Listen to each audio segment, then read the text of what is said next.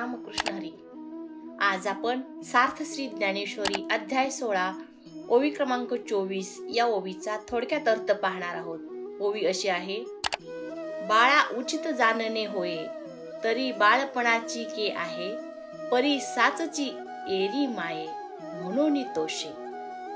या ओवीचा थोडक्यात अर्थ असा आहे: लहान बालकास योग्य काय अयोग्य काय हे समजत नाही, तरीही ते बालक आपल्या बाललीला करत असतं आणि या बाललीला पाहूनच त्याची माता संतुष्ट होत असते. किंवा गावातील नाल्याचे पाणी गंगेस जाऊन मिळाले असता ती त्याला तू अशुद्ध आहेस, तू परत जा असे न म्हणता आपल्यामध्ये सामावून घेते. त्याचप्रमाणे आत्मज्ञानाची इच्छा बाळगणारे जिज्ञासू सद्गुरूंना शरण गेले असता ते कुठलाही भेदभाव न करता तू श्रीमंत आहेस, तू गरीब आहेस, किंवा तू स्त्री आहे, तू पुरुष आहे, तू हीन वर्गातील आहे, तू उच्च वर्गातील आहे, असा कुठलाही भेदभाव न करता त्या साधकास आत्मज्ञानाची प्राप्ती देतात आणि मोक्षापर्यंत घेऊन जातात. जय जय रामकृष्ण.